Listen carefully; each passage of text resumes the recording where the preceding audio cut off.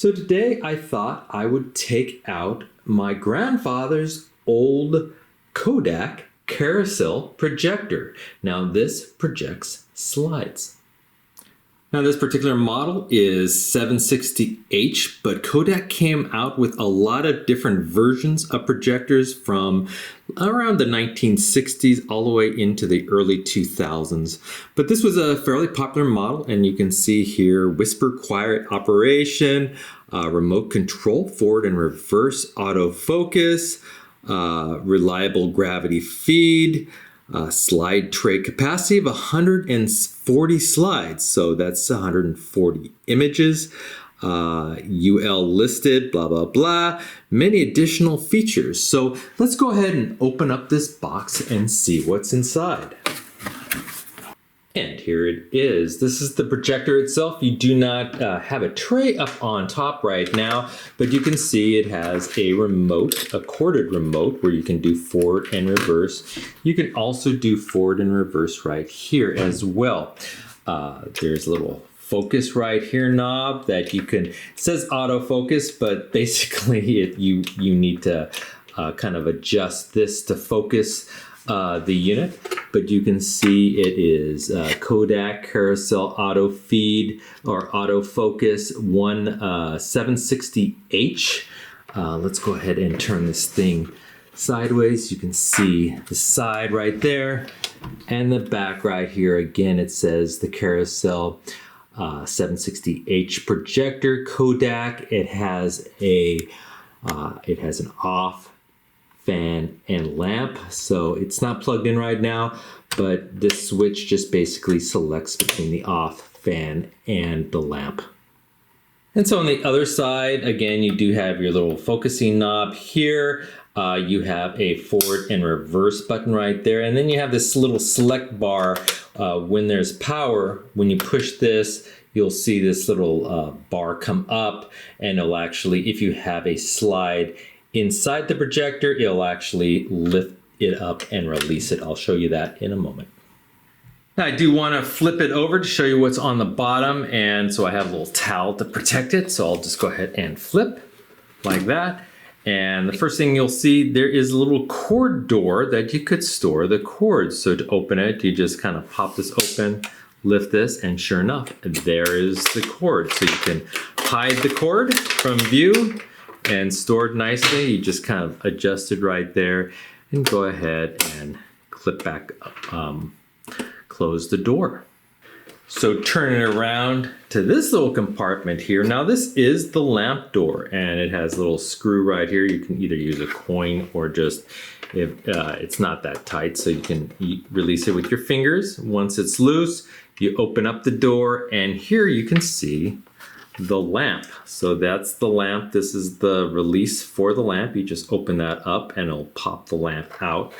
There is a little lens retainer right here. So there's a couple of lenses. Well, first there's the mirror right here. So the lamp hits the mirror and shines out to the lens right here.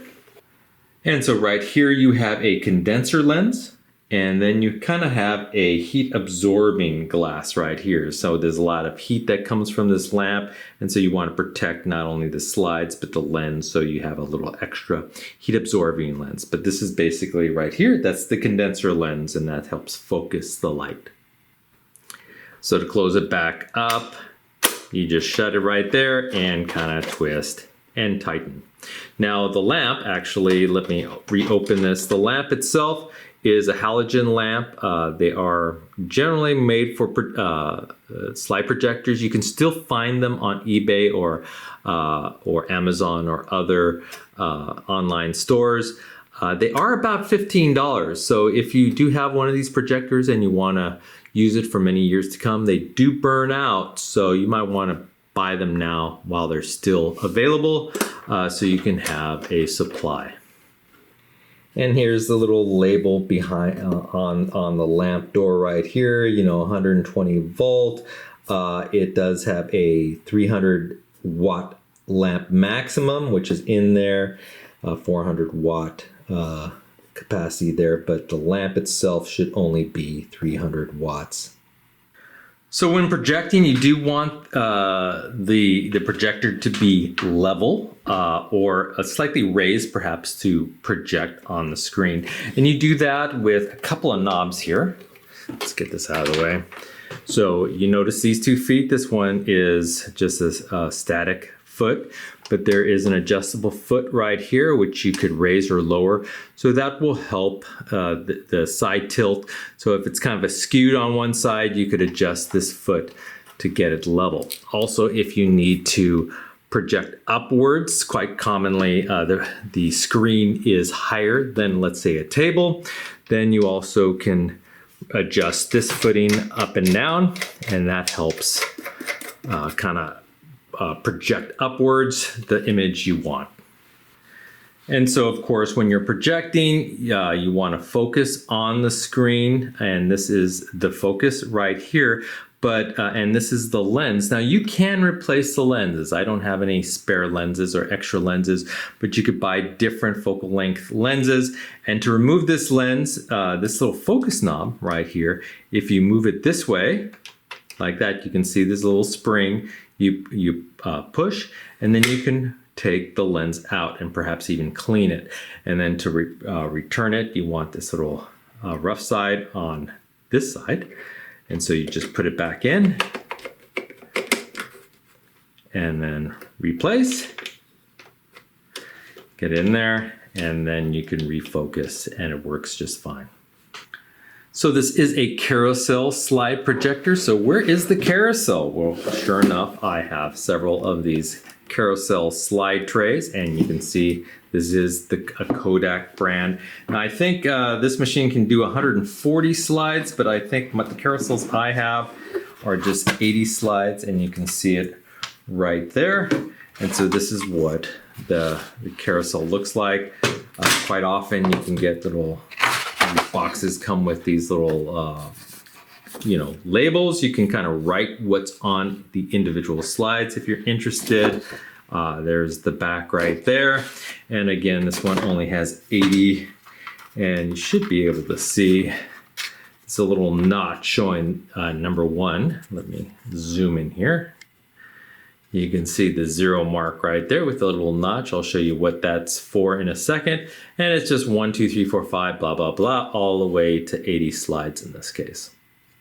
Now to insert or remove slides, you do have this little retention ring right here, which you could just kind of rotate counterclockwise to unlock it, and it just comes off. And now the slides can easily be removed or replaced. So if you look at the projector right here, this does go on top, and you can see that the light and lens will shine through these slides right here. So this is number 1 slide, as you can see here. And these are actually positive slides. Let me see if I can. So this is a positive slide. And so unlike what you might be used to, like normal photographs the old photos come on negatives, which basically reverse all the colors or the black and white. These are actually, basically the images are already on these, and I'll just kind of use my iPhone to light up, and you can kind of see, the entire image there. It's all colored, and the colors are correct. They're not reversed. And so these are considered positive slides. So you do need to use different film if you want to shoot slide film. It's like an Ektachrome or an Ektographic or an Ektapro, Ektralight type film. So if you do want to shoot slide film, you can't just take normal negative film and make them into slides. You actually have to shoot with your camera the slide film that will make these positive slides. And then in the day, you could have the developer where you take your film in to actually mount them on these little slide mounts, which is this one's cardboard, but they also come in like plastic, and they just basically, you can see there's a little groove here. It just 2 halves. You would cut the individual photos and then insert them in here, and it's usually just depressing them to close them. And that's how you would mount your slides in this mount. So one other thing is I did take the slide out this way, and the slide is actually inserted into the carousel upside down. Now, the right side up is this way. This one looks, I don't know if you could tell the image there, but it's actually inserted upside down. And so when it's projecting, it will reorient the image on the screen. Also, there are two sides to this slide film. There's kind of a matte or emulsion side. So if let's see if I can show this. You can kind of see the shine there. It's kind of matted. Now the other side is much more glossy, as you can see here. And that's kind of the image side. On the matte side, that's kind of where the image is applied to the film itself. And so when inserting, you want the matte side or emulsion side towards the screen. So when inserting, it wants to be upside down, and you want the matte side towards the screen. And so this side would be towards the lamp, or so the light would come through the shiny side and out the emulsion side. And so you do want to be careful mounting these quite often. It's very easy to make them upside down or reversed. Sometimes when you're looking at, let's say, a family tray of photos, sometimes they're upside down because somebody accidentally put them upside down. If you do insert them in the wrong direction, it doesn't hurt anything. You just notice it when it's projecting and go, oh, I have to reverse that. So we go ahead and put that back in and put this locking ring back on like that, and so that doesn't come off, and so now none of the slides will fall out. Okay, so how does this tray go onto the machine? So you might notice a little arrow right here, right on the right side of the machine right here, back up, and then you see this little hole right there. Well, that's kind of the 0 mark. So you want to find the 0 mark on your carousel here, and it's where this little notch is, and that notch fits in very well here. And so you just want to kind of place it in there, just like that, and it's in. It's ready to project. And I showed you the off fan and lamp portion back there. And so we're just going to turn it on to fan, and you'll hear the fan start sounding. And you'll notice that it took in one of the slides right off the bat. Now there's this selector bar right here. If you want to take this off now while it's still running, or even if you turn it off, the slide is still in there. So you can't really take this out without leaving the slide in there. So if the fan is moving, you can hit this bar just like that, and it will release that. And when you do that, let me go back like that. Right now, this tray is locked, and so the notch is a little bit on the side. So if I advance this like that, you'll notice this little notch is going, and it's taking one slide at a time and going forward. Now, if you want to just remove this, all you have to do is hit this little bar. You'll notice the slide pops up, and then this tray is now movable. So if you hit this back in, it's locked. You hit this, the slide goes up, and now you could remove it like that and take the whole thing out just like that. And so let's say you turned it off before let's advance some of these, okay? So let's say you turned off the machine. Well, now you can't take it out. You can't, when you push this needs power, and so you can't get your slide. So you do need at least to turn on the fan, hit this button, rotate, and take this off to switch the trays. Now you don't actually need the tray to actually project a slide. I have an individual slide here, and I could just kind of put it, I could just depress it in this little slot right here, just like that. And then I could project that slide just like that. And then when I want that slide out with the fan moving, I could just poke this up, and this little arm will kick it out. It kind of kicked it out pretty fast, but that's how it works. So when you hit that, you can see that arm, and with the tray out, it doesn't know that the tray is out. You can advance, and you can see the mechanisms like that, how it is advancing. This little arm kind of moves, this little arm moves, and this goes up and down. And that's basically the motion and how it works. And so the fan is on, but if I were to hit it one more switch up, you will turn on the lamp, and you can see the light coming out there, and it's coming out of the lens right here. And so that is how the light is projected. So let's go ahead and turn this off, replace the carousel, and see what we get. Okay, so I don't have a big screen handy, and I think it would work just with the back of this box, just like that. So let's see if it'll actually project to the back of this box here. So we'll go ahead and turn on the light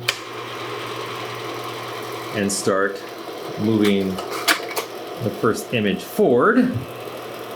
And let's adjust the height a little bit if I can.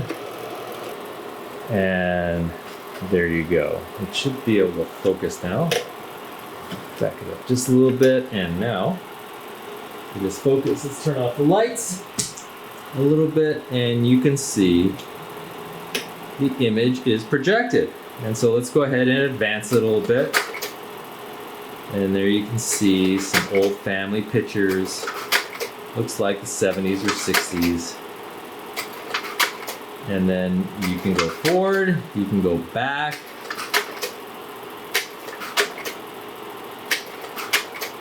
And then if you want, or let me turn back on the lights. If you want, you can actually even, if you want to, let's say, look at image 20, while it's still running, you can just hit this little selector bar. It brings up the old slide, and then you can move it to slide 20, right where that arrow is. Drop it down, and now it's still in focus, but let's focus it up. You can see the image right there. And so that is how the slide projector works.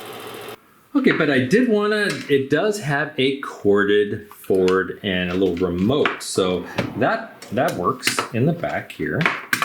So you'll notice that it has some plugs right here. And one of them, it actually has a couple of different things you could attach to it, but I really only have this little remote. And you can see it has this little 5 plugs.